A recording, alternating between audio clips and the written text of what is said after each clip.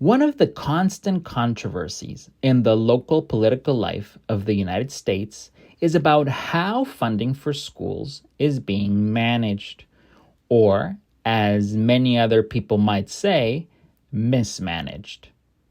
Just here in Los Angeles, we've seen story after story about terrible mismanagement of funds. Situations that amount to fraud and embezzlement, to the obvious great disadvantage of students and their schools. But I'm hoping that this video, which is about a new school funding program in Mexico, will encourage people in the United States to push for programs that resemble this kind of program. So I'm going to translate for you a video of Mexico's Social Democratic President, López Obrador, visiting a local school and talking about this new program, which is called La Escuela es Nuestra, the school is ours, which boils down to putting federal funds into parents' hands, empowering them to use those funds to decide what needs to be improved at their children's schools, and to actually carry out those improvements as they see fit.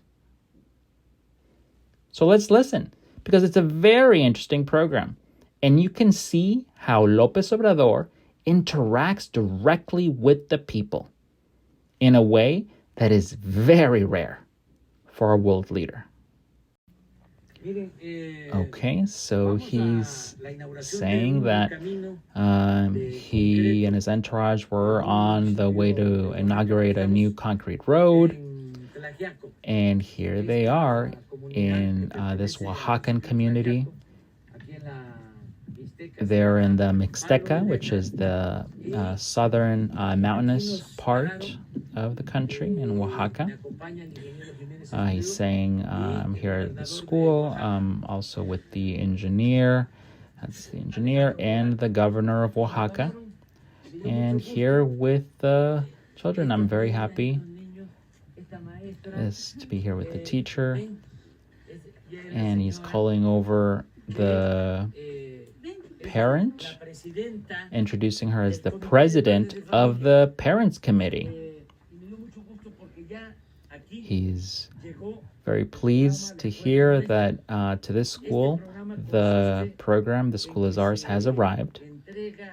So this program consists of directly giving the budget for maintenance to each school according to how many students they have. If it's between 5 to 50, it's 150,000 pesos. If it's 50 to 150, it's 250,000 pesos. If it's more than 250,000 students, then it's 500,000 pesos. And it's in a direct manner. It's not anymore about passing the money in different government agencies. The money is sent directly to the Parents Association. They've already received here at this school 150,000. He's asking how many children there are. So yes, 15. Okay, so now he's asking the teacher to describe how they've spent the money. She's saying she's very thankful to the president, to the governor, for making this honor of stopping by the school. So she's saying our little school, so she's pointing out that they haven't finished painting some parts, but that's in the part where it's not painted, that's how it was everywhere. So the painting was really bad. They bought curtains. They painted inside. The parents contributed to that. They put up an alarm because she wants to take care of what the government is providing. She's saying, she's communicating that maybe, if they don't take care of what they've been given, then maybe it will be taken away. So now he's asking the parent. She's saying, "Thank you so much, Mr. President. With your support, the hydraulic system is being improved. The kitchen, where they make tortillas for the kids for the breakfast. They're going to fix the septic tank. It was in a bad state. That's with your help." He's asking, "How much have you spent of the 150,000? About 120,000. So they're saying they have enough to finish. They're gonna make one of the classroom a ludothèque, a space for children." So he's asking, who wants to speak among the kids? Saying, "Thank you so much. Because of you, we have these improvements. It's a lot better. It's prettier." And he's saying, "I want you to know this is not because of me. This is because of the people. We are all the people. All of us. And my role, like the governor's role, we are public servants. Like your teacher. She's a public servant. But the sovereign is the people. As President Juarez used to say, with the people, everything. Without the people, nothing." So she's inviting him to come inside to see the improvements.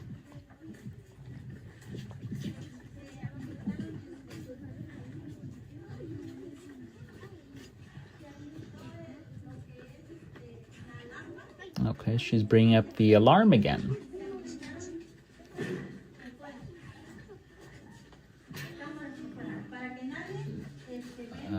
She's saying they're being mindful so that no one comes in and robs. Okay, she's going over the computers that have been delivered.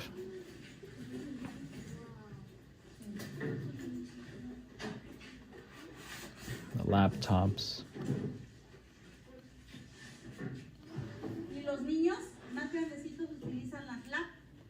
So the older children, they use these laptops. The engineer has programmed these so that the children can use them. We didn't really used to have these. Now we have internet. So the children can navigate, they can work. I want them to learn new things. Okay, so now he's bringing up the type of school that this is. It's a multi-grade school because there's one teacher for the different grades. So she has 15,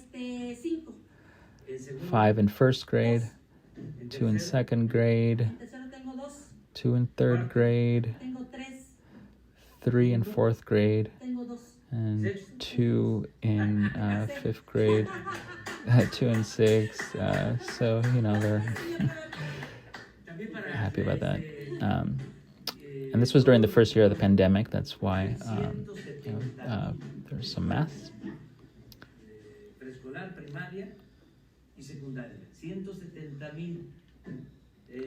So he's saying there's 170,000 schools in the country. Half of them are in rural areas. 120,000 communities in Mexico with few inhabitants. So a lot of small communities in Mexico throughout the national territory. So that's why there's these multi-grade schools. So, the other half of the schools are, they have the many different grades, different teachers teach each grade. So we started this program. Each school of the 170,000 will get this program. We started with the first phase with 26,000 schools, which are the ones that are receiving the funds, like this school. And then following that year after that, which was 2021, it was over 100,000 schools, and then all of the schools. Okay, so the funds are no longer going to come down through different agencies because they don't arrive.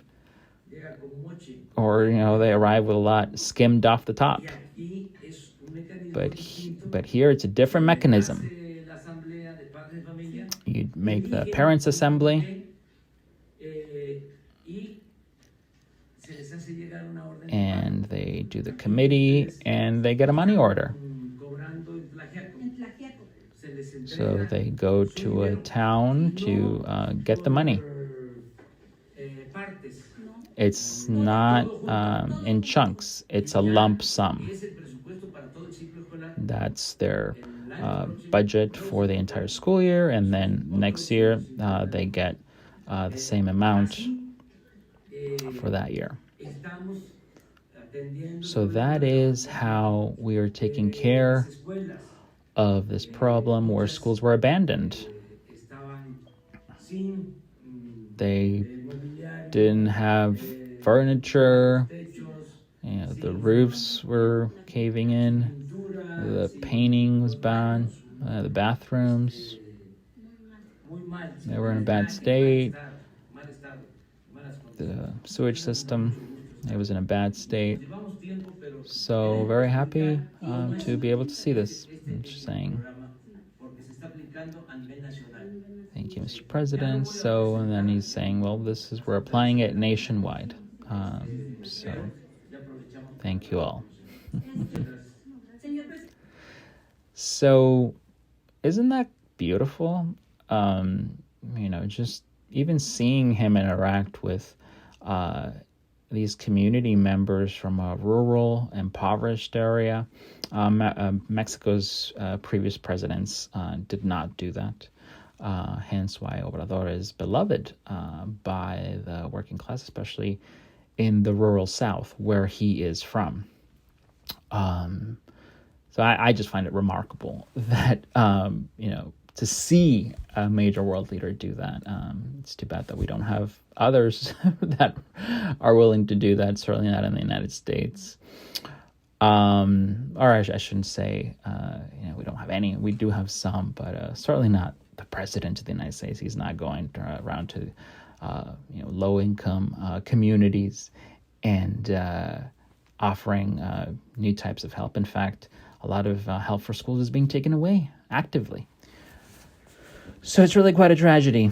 But you might ask, well, could we actually implement a program like this in the United States, even vaguely like it? I think so. Of course, in the United States, we have a kind of a different system. Like we have these school boards, school districts. Mexico is a lot more centralized than that. So that's what partly what has allowed this centralized program to go into existence during Obrador's presidency. But I think even here in the United States, we could set up something like it. Just think about not a school board, but think about Los Angeles City Council.